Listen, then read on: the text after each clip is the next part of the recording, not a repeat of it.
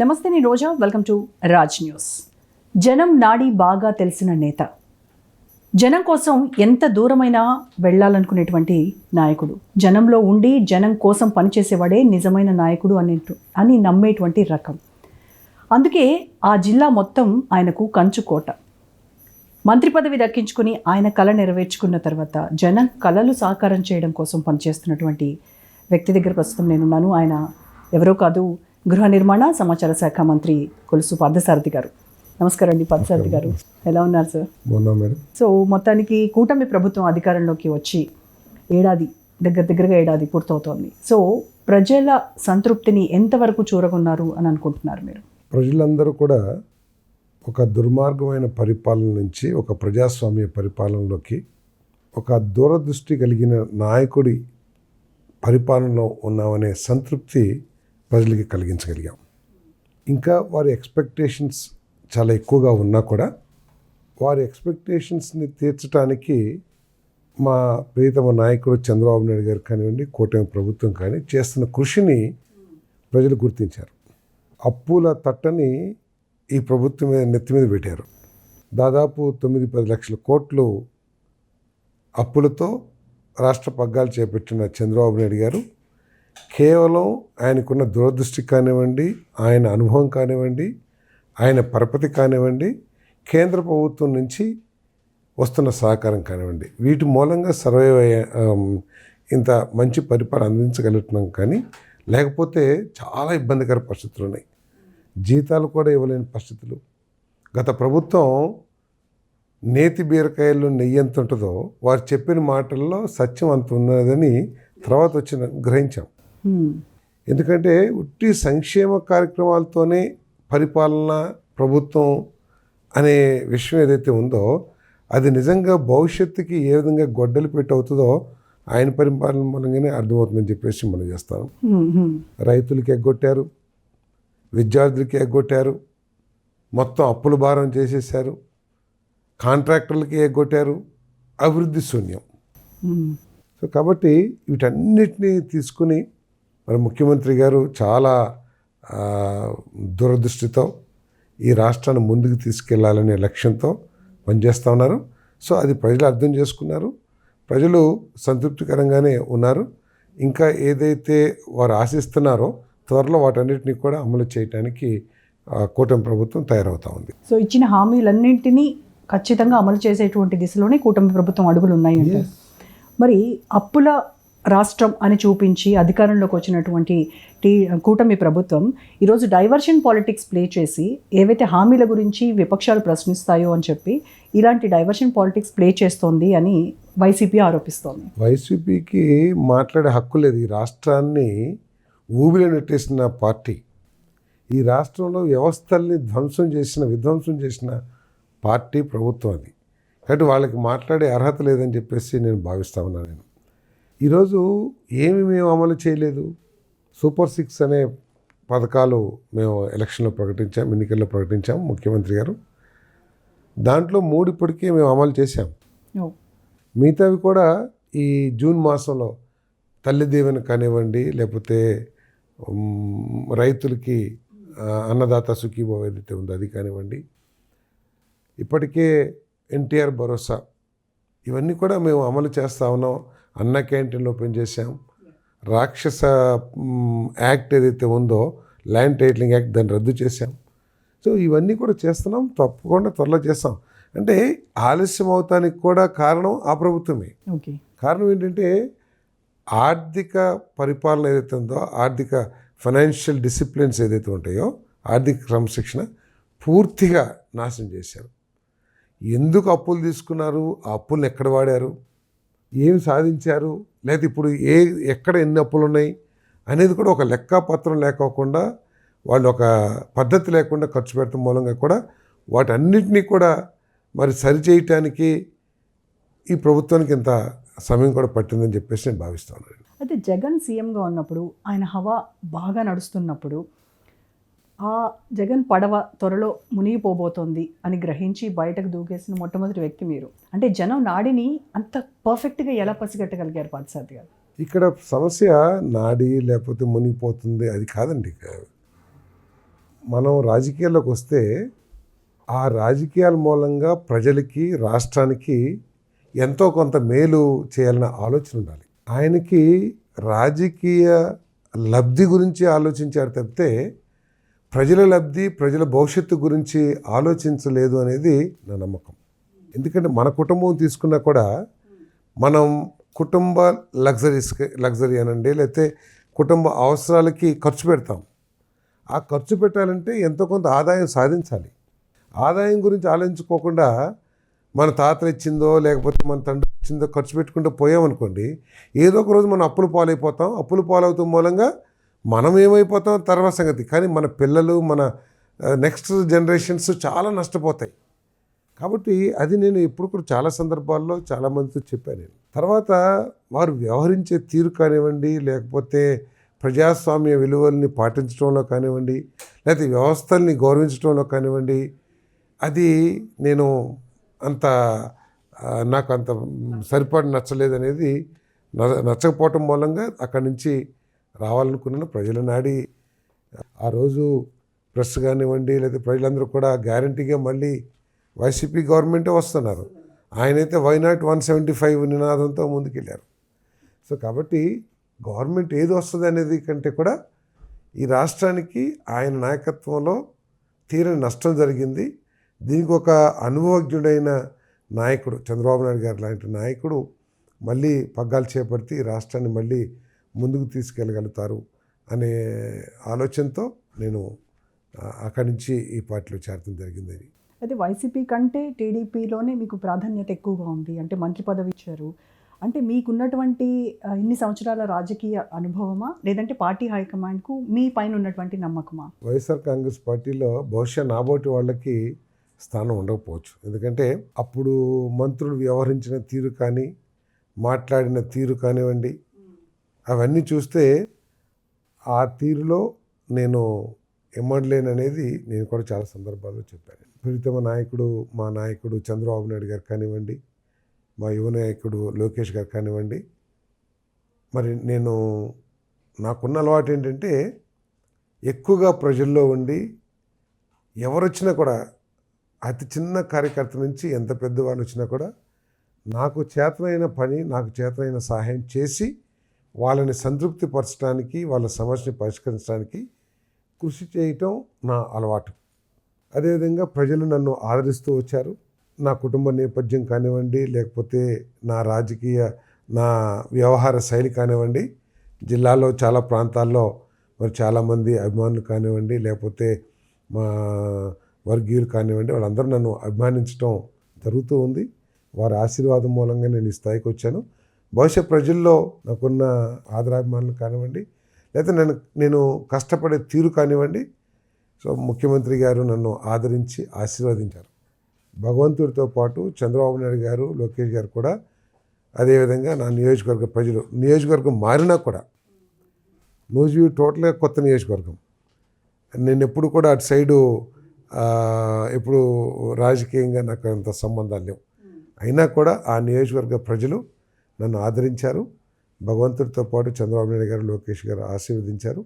ఈ స్థాయి ఇచ్చారు. కాబట్టి నేను కష్టపడి ఈ రాష్ట్రానికి నా వల్ల ఎంతో కొంత చంద్రబాబు నాయుడు గారి నాయకత్వంలో మేలు జరగాలని నేను కష్టపడతాను. అంటే ఇప్పుడు ఏదో రెడ్ బుక్ రాజ్యాంగం నడుస్తోంది. ఇక వైసీపీ నెక్స్ట్ అధికారంలోకి వచ్చిన తర్వాత ఇప్పుడు ఎవరెవరైతే బెదిరించి ఇలాంటి వ్యవహారాలు నడిపిస్తున్నారో, ఎస్పెషల్లీ వైసీపీ నేతల్ని, వాళ్ళందరికీ చుక్కలు చూపిస్తాను అని జగన్ బెదిరిస్తున్నారు. జగన్ వ్యవహార శైలి ఒక ఫ్యాక్షనిస్ట్ లీడర్ లాగా, ఒక కక్షదారుడిలాగా కనపడతా ఉంటుంది. ఆయన వ్యవహార శైలి కానివ్వండి, ఆయన ఎంకరేజ్ చేసిన శక్తులు కానివ్వండి, వ్యక్తులు కానివ్వండి. రెడ్ బుక్ అనేది వాళ్ళ తప్పిదాల నుంచి పబ్లిక్ మైండ్ని డైవర్ట్ చేస్తానికి ప్రయత్నం చేస్తున్నారు. లోకేష్ గారు కూడా ఏం చెప్పారు? చట్టాన్ని ధిక్కరించి, చట్టాన్ని చేతుల్లోకి తీసుకుని ఎవరైతే చట్ట వ్యతిరేకంగా పనిచేశారో వాళ్ళ మీద చర్యలు తీసుకుంటా అంటున్నాం. అది తప్పని ఎవరైనా చెప్పగలరా? చట్ట వ్యతిరేకంగా చట్టాన్ని చేతిలో తీసుకుని పనిచేసిన వాళ్ళని శిక్షించకుండా వాళ్ళు ఇష్టం వచ్చేట్టు వదిలేస్తే రాబోయే రోజుల్లో ఏ సమాధానం చెప్తాం మనం భవిష్యత్ తరాలకి? ఎటువంటి వ్యవస్థల్ని, ఎటువంటి సిస్టమ్స్ని మనం ఎస్టాబ్లిష్ చేయబోతా ఉన్నాం? సో కాబట్టి వాళ్ళు ఏంటంటే వాళ్ళ తప్పిదాల నుంచి ఇప్పుడు చెప్పండి పలానా కేసు ఉద్దేశపూర్వకంగా పెట్టామని చెప్పమనండి. ప్రతిదానికి ఆధారాలతో వాళ్ళు చేసిన తప్పులకి పూర్తి ఆధారాలు దొరికినప్పుడే వాళ్ళ మీద చట్టపరమైన చర్యలు తీసుకుంటున్నాం. వాళ్ళకి మళ్ళీ తీసుకెళ్ళిపోయి పోలీస్ స్టేషన్లో కొట్టేసి వదిలేస్తాం అటువంటి ఏం కాదు కదా. చట్టానికి లోబడి చట్టాన్ని చేతిలో తీసుకుని ఎవరైతే అకృత్యాలు చేశారో ఆధార సహితంగా ప్రూవ్ చేసి వాళ్ళ మీద చర్యలు తీసుకుంటారు. సో అంటే జగన్ టార్గెట్ చేసిన వాళ్ళకి ఫ్యూచర్లో ఏమైనా ప్రాబ్లమ్స్ వస్తాయేమో అనే ఆందోళన ఏమైనా టీడీపీ నేతల్లో ఉందా లేదా? అదేం లేదండి. ఎందుకంటే ఇక్కడ చట్ట వ్యతిరేకంగా పనిచేసేది లేదు, లేకపోతే వెంజెన్స్తో పనిచేసేది లేదు. చట్టానికి లోబడి పనిచేస్తాం. చంద్రబాబు నాయుడు గారు మొట్టమొదటిగానే చెప్పింది ఏంటంటే వెంజెన్స్ వద్దు, మనం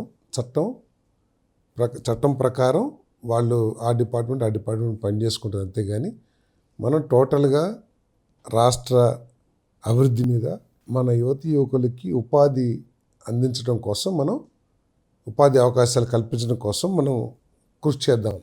అంతేకాని వెంజెన్స్ లేకపోతే వాళ్ళని ఇబ్బంది పెట్టాలి, వాళ్ళ సంగతి చూడాలని ఎక్కడ కూడా అటువంటి డైరెక్షన్ లేదు. గతంలో అటువంటి డైరెక్షన్ ఉండేది. ఏది ముఖ్యమంత్రిని తిట్టాలి, లేకపోతే ఇంకా లోకేష్ గారిని తిట్టాలి, పవన్ కళ్యాణ్ గారిని తిట్టాలి అని అటువంటిది ఉండేదేమో. కానీ ఇక్కడ అటువంటిది లేదు. మీరు చూసుంటారు, ఎన్ని సమావేశాలు చూసుంటారు. ఎక్కడైనా కూడా పరుషంగా విమర్శిస్తాం, డెఫినెట్గా విమర్శిస్తాం. కానీ పరుషంగా మాట్లాడతాం, అన్పార్లమెంటరీ వర్డ్స్ వాడతాం. మీరు ఎక్కడైనా చూసారా?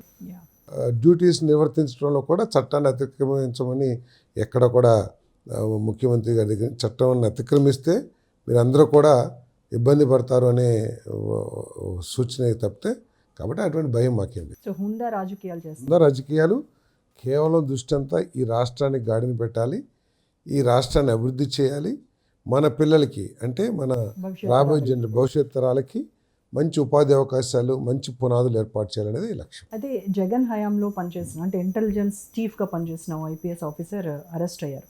ఈ అరెస్టుతో ఆఫీసర్లకు ఎలాంటి మెసేజ్ వెళ్ళిందని అనుకుంటున్నారు? మీకున్న అధికారాన్ని మీరు దుర్వినియోగం చేయకూడదు. మీకు చట్టపరంగా, రాజ్యాంగపరంగా మీకు సంక్రమించిన అధికారాలని చట్టానికి లోబడి, రాజ్యాంగానికి లోబడి చేయాలి తప్పితే ఎవరినో తృప్తిపరచడానికి మీరు చట్టాన్ని దుర్వినియోగం చేయకూడదు. మీరు అవుట్ ఆఫ్ ది వే వెళ్ళి పనిచేస్తే ఇటువంటి చట్టపరమైన చర్యలు ఎదుర్కోవాల్సి వస్తుందని చెప్పేసి స్పష్టమైన ఆదేశాలు ఇచ్చారు. అసలు ఆ కేసుల గురించి వింటూ ఉంటే ఈ విధంగా జరిగిద్దా అని చెప్పేసి కామన్ మ్యాన్ అంతా కూడా ఆశ్చర్యపోతూ ఉన్నారు. అంటే ఎప్పుడు కూడా వ్యవస్థ మీద నమ్మకం సన్నగిలితే వ్యవస్థకు మంచిది కాదు. సో ఇప్పుడు కోట్లాది మంది చట్టాలని గౌరవిస్తారు, అదేవిధంగా వ్యవస్థల్ని గౌరవిస్తారు, ప్రభుత్వ వ్యవస్థల్ని. సో ప్రభుత్వంలో ఉన్నోళ్ళని వ్యవస్థల్ని ఈ విధంగా నీరుగారుస్తున్నారంటే రేపటి రోజు ఎటువంటి పరిస్థితులు ఉత్పన్నమవుతాయి కూడా ఒకసారి ఆలోచించాల్సిన అవసరం ఉంది. కాబట్టి అధికారులకి ఒక స్పష్టమైన క్లియరెన్స్ ఇదేంటంటే చట్టానికి లోబడి, రాజ్యాంగానికి లోబడి, రూల్స్కి లోబడి మాత్రమే పనిచేయాలి. తమకు సంక్రమించిన అధికారాలని చట్టపరంగా, రాజ్యాంగపరంగా సంక్రమించిన అధికారాన్ని దుర్వినియోగం చేయకూడదు అనేది స్పష్టమైన. సో బియాండ్ దట్ వెళ్తే మాత్రం ఉపేక్షించేది లేదు. ఎవరున్నా కూడా చట్టం ఉపేక్షించదు. అయితే ఇప్పుడు సోషల్ మీడియాలో రాజకీయ నాయకులతో పాటు వాళ్ళ కుటుంబంలో ఉన్నటువంటి మహిళలను కూడా ఒక నీచమైనటువంటి భాషతో ప్రచారం చేస్తూ ఇబ్బంది పెడుతున్నవి మనం చూస్తూ ఉన్నాం. సో ఒక ఐఎన్పిఆర్ మినిస్టర్గా ఎలాంటి చట్టం రావాలి దీనిపైన అని మీరు అనుకుంటున్నారు? దీని మీద కొంత రెగ్యులేషన్స్, ఎందుకంటే కేంద్ర ప్రభుత్వం కూడా బ్రాడ్కాస్టింగ్కి సంబంధించిన మీడియాలు కానివ్వండి, టీవీ మీడియా అందరితో కలిపి దీనికి నియమ నిబంధనల్ని ఏర్పాటు చేయాలని చెప్పేసి వర్కౌట్ చేస్తుంది. ఇది ఎవరైనా సరే సోషల్ మీడియాని వార్తల్ని ఫాస్ట్గా చేరవేయటానికి, వాస్తవాలను ప్రజల దగ్గర తీసుకెళ్ళటానికి, అవకాశాలని, ఉపయోగాల్ని ప్రజల దగ్గర తీసుకెళ్ళటానికి ఉపయోగించాలి తప్పితే ఈ విధంగా వ్యక్తిగత దూషణలు, సంబంధం లేని మనుషుల్ని క్యారెక్టర్ అసోసియేషన్కి వాడటం అనేది చాలా తీవ్రమైన ఖండించదగ్గ చర్య. మరి మా ప్రభుత్వం చంద్రబాబు నాయుడు గారి ప్రభుత్వం ఇటువంటి వాళ్ళ మీద కఠినమైన చర్యలు తీసుకుంటుంది. అటువంటి పరిస్థితుల్ని ఎట్టి పరిస్థితుల్లో కూడా సహించదు ప్రభుత్వం అని చెప్పేసి కూడా మనం చేస్తాం. జగన్ హయాంలో జరిగిన లిక్కర్ స్కామ్లో ఇప్పుడే తీగలు ఆగుతున్నామని చెప్తున్నారు. అంటే త్వరలో డొంక కదలబోతుంది అని టీడీపీ నేతలు చెప్తున్నారు. ఖచ్చితంగా దీంట్లో జగన్ ఇరుక్కుంటారు అని అనుకుంటున్నారా మీరు? వాళ్ళు మనుషులు చెప్పిన దాన్ని బట్టి ఇరుక్కుంటారని అనిపిస్తుంది. వాళ్ళ మనుషులు ఎవరైతే ఉన్నారో, ఎవరైతే ఈ మద్యానికి సంబంధించిన వ్యవహారాలన్నింటినీ కూడా చూశారో వాళ్ళే చెప్తున్నారు. వాళ్ళు చెప్పినప్పుడు తప్పుకోకుండా దాని మీద పూర్తిగా ఎంక్వైరీ చేస్తారు. చివరి వరకు కూడా ఎంత పెద్దవారున్నా ఎవరున్నా కూడా దాని మీద చట్టానికి వ్యతిరేకంగా చేసి ఉంటే వారి మీద కఠిన చర్యలు తీసుకుంటారు. వైసీపీని వీడి బయటకు వచ్చేసేటప్పుడు జగన్తో కలిసి ఎవరు నడవలేరు, ఆయనతో కలిసి ప్రయాణం చేయలేరు అని చెప్పేసి అని అన్నారు. అంటే ఇప్పుడు ఆయనకి నమ్మిన బంటు చాలా ఆప్తులు అయినటువంటి ఆ, విజయసాయి రెడ్డి గారు కూడా బయటకు వచ్చేసారు. అంటే ఏం జరుగుతుందంటారు ఆ పార్టీలో? ఒక రాజకీయ పార్టీకి ఒక రాష్ట్రానికి సంబంధించి ప్రజలకు సంబంధించి నిర్దిష్టమైన అభిప్రాయాలు, నిర్దిష్టమైన ఆలోచనలు, విజన్ ఉండాల్సిన అవసరం ఉంది. అక్కడ అటువంటి విజన్, అటువంటి ఆలోచనలకి స్థానం చాలా తక్కువ. కేవలం ఆయన వ్యక్తిగతమైన ఇష్టాయిష్టాలకి, ఆయన మనసును తృప్తిపరచడానికి కావాల్సిన ఆలోచనలకే ప్రాధాన్యత ఎక్కువగా ఉంటుంది. కాబట్టి ఎవరు కూడా, ఎందుకంటే ప్రతి ఒక్కరికి కొంత మనస్సాక్షి ఉంటుంది. ఆ మనస్సాక్షి ఒప్పుకున్నప్పుడు ఎవరు కూడా వారితో నడవలేరు. అక్కడ ఏంటంటే వ్యక్తిగతంగా తృప్తిపరచడానికి, ఆయన మెప్పు కోసమే రాజకీయ నాయకులందరూ కూడా, అక్కడ రాజకీయ నాయకులు ఎక్కువగా ఆలోచించే పరిస్థితులు ఉన్నాయి. కాబట్టి తప్పకుండా విజయసాయి రెడ్డి గారే కాదు, ఇంకా చాలామంది కూడా వచ్చేసారు. ఇది అత్యంత సన్నిహితులు అనుకునే వాళ్ళందరూ కూడా చాలామంది వచ్చారు. బాలినేని శ్రీనివాసరెడ్డి గారు కానివ్వండి, లేకపోతే ఈయన కానివ్వండి, ఎంపీ మోపిదేవి వెంకటరమణ గారు, ఆయనతో పాటు ఆయన కుటుంబానికి తోడుగా ఉన్న మోపిదేవి వెంకటరమణ గారు కూడా, అంటే ఆయన కూడా ఈడీ కేసుల్లో వాటిల్లో చాలా ఇబ్బంది పడ్డారు. సో వారు కూడా వచ్చేసారు, మీకు తెలిసిందే. కాబట్టి ప్రజలందరూ కూడా ఆలోచించాల్సిన అవసరం ఉంది ఆయన వ్యవహార శైలి, ఆలోచన శైలి మీద. అంటే ఇప్పుడు ఆ పార్టీ నుంచి వచ్చిన వాళ్ళు జనసేనలో అలాగే బీజేపీలో జాయిన్ అవుతూ ఉన్నారు, టీడీపీలో జాయిన్ అవుతున్నారు. అంటే ఇది ఎలాంటి ఫీల్ వెళ్తుందంటారు జనాల్లో? అప్పటి వరకు వ్యతిరేకించుకున్నారు, అప్పటి వరకు మీకు ప్రతిపక్ష పార్టీలో ఉండి వీళ్ళపైన పోరాడారు, అందరూ కలిశారు, ఇప్పుడు మళ్ళీ ఒకే పార్టీలోకి వస్తున్నారు అని అంటే అక్కడ ఆలోచన మీద, ఆ నాయకుడు ఆలోచన తీరు మీద తప్పకుండా ప్రజల్లో ఒక చర్చ అయితే మొదలవుతుంది. మరి ఆ పార్టీలో ప్రముఖంగా వినపడ్డ పేర్లు అందరూ కూడా బయటకు ఎందుకు వస్తున్నారు, అసలు ఏం జరుగుతుంది ఆ పార్టీలో, ఆ నాయకుడు ఆలోచన తీరేమిటి, ఆ పార్టీ యొక్క సిద్ధాంతాలు ఏమిటి అనే వాటి మీద చర్చ జరుగుతుంది. అదేవిధంగా ఆ పార్టీ అధికారంలో ఉన్నప్పుడు రాష్ట్రానికి జరిగిన నష్టం ఏమిటి, ఆయన వ్యవహార శైలి మూలంగా వ్యవస్థలు ఏ విధంగా కుప్పకూలినాయి, వీటన్నిటి మీద కూడా చర్చ జరుగుతుంది. ప్రజల్లో అయితే చర్చ జరుగుతుంది. ఎందుకంటే దుష్పరిపాలన మూలంగా కానివ్వండి, ఒక ఆలోచన సరళి లేని నాయకుడి చేతిలో రాష్ట్ర పగ్గాలు ఉండటం మూలంగా నష్టపోయేది ఆ వ్యక్తులు కాదు, ప్రజలు నష్టపోతారు. కాబట్టి తప్పుకోకుండా తమకు జరిగే నష్టం, జరగగలిగిన నష్టాలన్నిటి గురించి చర్చ జరుగుతుంది. అంటే మీరు మీ ఎక్స్ బాస్గా కాకుండా మీరు అభిమానించే వైఎస్ రాజశేఖర్ రెడ్డి కొడుకుగా జగన్ సరిదిద్దుకోవాల్సినటువంటి విషయాలు ఏంటంటే ఏం చెప్తారు? నేను అంత స్థాయితో నేను మాట్లాడలేను. ఆయన గురించి ప్రజలందరికీ తెలుసు. ఒకప్పుడు రాజశేఖర రెడ్డి గారి కుమారుడిగా ఆయన్ని అభిమానించిన విషయం తెలిసిందే. తర్వాత 5 సంవత్సరాల్లో ఆయన ఆలోచన ఏమిటి, ఆయన వ్యవహార శైలి ఏమిటి, అవన్నీ కూడా ప్రజలకు తెలిసినాయి. కాబట్టి ప్రజలు తప్పకుండా ఆయనకి సూచనలు చేస్తారు. సరైన సమయంలో ఆయనకి ఏ విధమైన చెప్పాలో ఆ విధంగా చెప్తారు. సో జగన్ హయాంలో మాదిరిగానే ఇక్కడ ఇప్పుడు ల్యాండ్, శాండ్, వైన్, మైన్ ఇలాంటివి స్థానిక టీడీపీ నేతలు చేస్తున్నారు అనేటువంటి ఆరోపణలు ఎదుర్కొంటున్నారు. అంటే చంద్రబాబు నాయుడు సైతం ఆయన పర్సనల్గా వార్నింగ్ ఇచ్చినా కూడా పరిస్థితుల్లో మార్పు రానటువంటి ఇది చూస్తున్నాం. సో ఇది మరి ఇలాంటి వాళ్ళ వల్ల పార్టీకి డ్యామేజ్ కలగదంటారా? లేదు, ఎక్కడ కూడా సీఎం గారు చాలా స్ట్రిక్ట్గా మానిటర్ చేస్తున్నారు. చాలా సీరియస్గా వార్నింగ్ కూడా ఇచ్చారు మంత్రులకు కానివ్వండి, ఎమ్మెల్యేలకు కానివ్వండి. ప్రజలకి నష్టం కలిగించి ప్రభుత్వానికి చెడ్డ పేరు తెచ్చి ఏ పని చేసినా కూడా ఎవరు ఎంతటి వారైనా సరే ఉపేక్షించేది లేదని చెప్పేసి చాలా స్పష్టంగా చెప్తున్నారు. ఇక్కడ ఉచిత ఇసుక కాబట్టి దీంట్లో ఎక్కువగా ఫ్రాడ్ చేస్తానికి ఎటువంటి అవకాశం లేదు. అందుబాటులోకి రానికోకుండా ఏదైనా ఆపే పరిస్థితులు ఉంటే కఠినాత్మకమైన చర్యలు తీసుకుంటానికి ప్రభుత్వం ఎప్పుడు సిద్ధంగా ఉంది, వాళ్ళు ఎవరైనా సరే. ఓకే, లిక్కర్ ఓపెన్ పాలసీ గతంలో అనేక ప్రభుత్వాలు ఇదే పాలసీని అమలు చేసినాయి. ఇప్పుడు బెల్ట్ షాపులు కూడా కఠినమైన చర్యలు తీసుకోమని చెప్పేసి ముఖ్యమంత్రి గారు ఎక్సైజ్ అబ్కారీ శాఖ అధికారులకి చాలా ఎప్పటికప్పుడు అవకాశం ఉన్నప్పుడల్లా కూడా చెప్పారు. అదేవిధంగా ముఖ్యమంత్రి గారు ప్రజాప్రతినిధులు ఎవరైనా సరే దీంట్లో ఇన్వాల్వ్ అయ్యి ప్రజలకి నష్టం, ప్రభుత్వానికి చెడు పేరు వచ్చే విధంగా ఇన్వాల్వ్ అయితే మాత్రం వాళ్ళ మీద ఉపేక్షించలేదని చెప్పారు. కాబట్టి తెలంగాణ అసెంబ్లీలో బీసీ రిజర్వేషన్ బిల్లు ఆమోదం పొందింది. అలాగే ఏపీలో కూడా అసెంబ్లీలో బీసీ రిజర్వేషన్ బిల్లు ఆమోదం పొందాలని ఒక బీసీ నేతగా మీరు అనుకుంటున్నారు? ఈ ప్రభుత్వం కూడా బీసీలకి అనేక రకమైన కార్యక్రమాలు చేయడం కాకుండా బీసీ రిజర్వేషన్స్ గురించి కూడా ఈ ప్రభుత్వం సీరియస్గా ఆలోచిస్తుంది. సో బీసీలకి అనుకూలమైన అనేకమైన విధానాలు ఈ ప్రభుత్వం ఇప్పటికే బీసీ మన అట్రాసిటీ బిల్ తీసుకురావడానికి ముందుకెళ్తా ఉన్నాం. బీసీలకి అనేక సంక్షేమ కార్యక్రమాలు చేయటమే కాకుండా ఆర్థికపరమైన సహాయాలు కూడా. ఫర్ ఎగ్జాంపుల్ హౌసింగ్ డిపార్ట్మెంట్లో 1,80,000 పోయిన ప్రభుత్వం ఇస్తే ఈ ప్రభుత్వం 2.5 లక్షలు ఇవ్వటమే కాకుండా 50,000 రూపాయలు బీసీలకి అదనంగా ఫైనాన్షియల్ అసిస్టెన్స్ ఇచ్చే కార్యక్రమం చేస్తూ ఉన్నాం. మరి బీసీలకి ఉపాధి కోసం ఆదరణ పథకాన్ని తీసుకొచ్చాం. తప్పకుండా రిజర్వేషన్స్ కూడా ముఖ్యమంత్రి గారు ఆలోచన చేస్తారు. అయితే సెక్యులర్ సిద్ధాంతాలను నమ్ముకున్న టీడీపీ వక్ఫ్ బోర్డు బిల్లును ఎందుకు వ్యతిరేకించలేదు అని వైసీపీ నేతలు ప్రశ్నిస్తున్నారు. పేద ముస్లిమ్స్కి న్యాయం జరగాలనే లక్ష్యంతో మరి మా తెలుగుదేశం పార్టీ పార్లమెంట్లో కూడా మాట్లాడే విషయం అందరూ కూడా చూశారు. సో ఏదైనా 1-2 మార్పులు చేసినా ఆ మార్పులు తెలుగుదేశం పార్టీ ప్రయత్నం మూలంగానే జరిగిన విషయాన్ని అందరూ కూడా గుర్తించాల్సిన అవసరం ఉంది.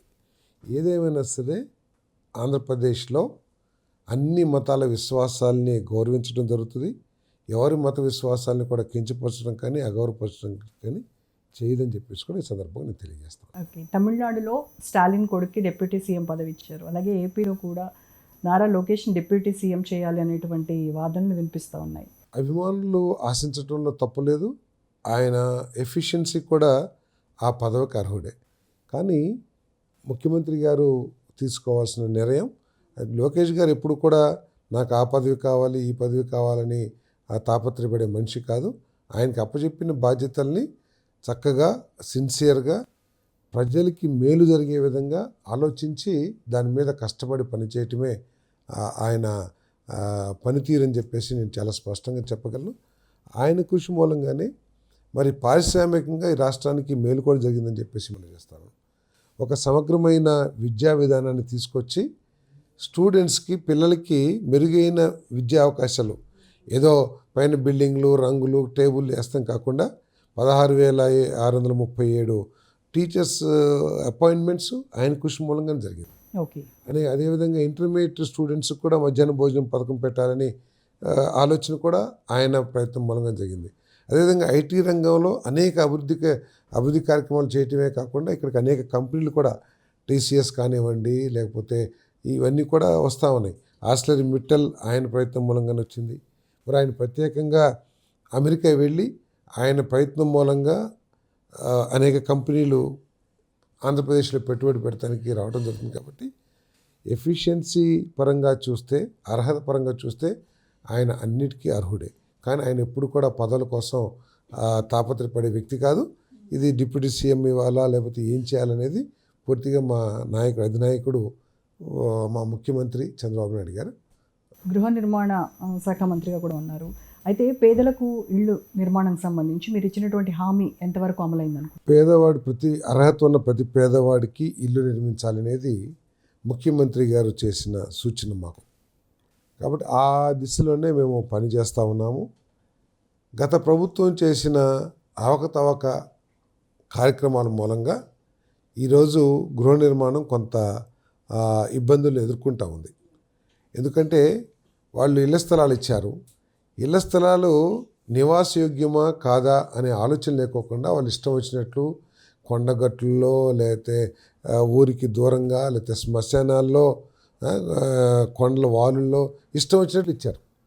సో దాని మూలంగా కూడా కొంత కుంటుపడింది. దానికి తోడు 2014-2019 మధ్యలో ఆనాటి ముఖ్యమంత్రి చంద్రబాబు నాయుడు గారు యూనిట్ కాస్ట్ 2,50,000 రూపాయలు, అంటే ఒక్కొక్క ఇంటికి 2,50,000 ఇచ్చేవాళ్ళు.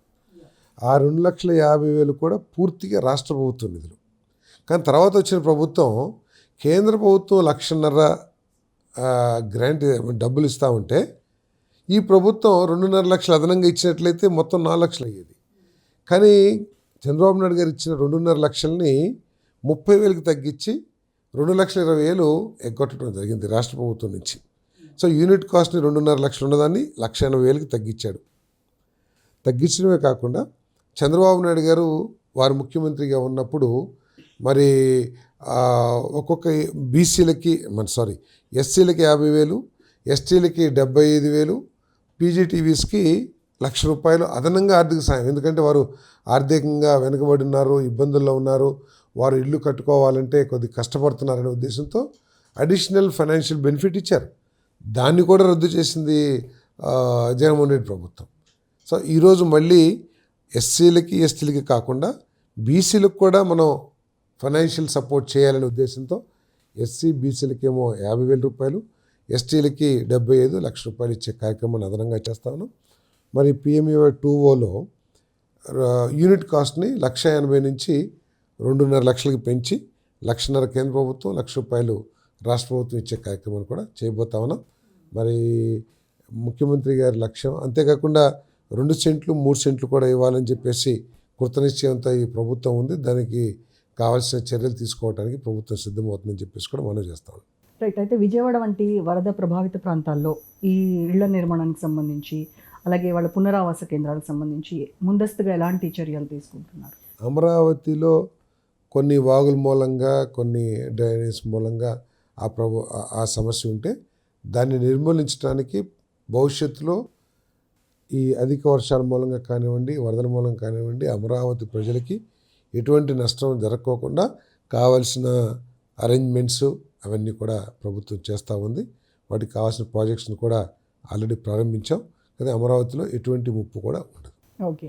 సో మహానాడు అనేది మీకు పెద్ద ప్రాజెక్ట్ కమింగ్ డేస్లో.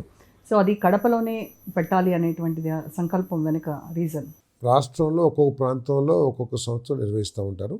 ఈ సంవత్సరం రాయలసీమలో, ఎందుకంటే రాయలసీమ ప్రజలు తెలుగుదేశం పార్టీ మీద, జనసేన మీద మంచి నమ్మకం ఉంచి మాకు మంచి మెజారిటీ ఇచ్చిన పరిస్థితులు మీ అందరూ కూడా తెలిసిందే. అంతేకాకుండా రాష్ట్రంలో ఒక్కో సంవత్సరం ఒక్కో చోట పెడతా ఉంటాం. మరి ఆ ప్రాంతంలో ఈసారి మహానాడు నిర్వహించాలని చెప్పేసి నిర్ణయం తీసుకున్నారు. తప్పకుండా ఆ ప్రాంత అభివృద్ధికి ఈ మహానాడు ఆలోచనలు ఎంతో కొంత దోహదం చేస్తాయని చెప్పి భావిస్తాం. Okay, thank you so much, Parthasarathi garu. In spite of your busy schedule, you have given us time. Thank you.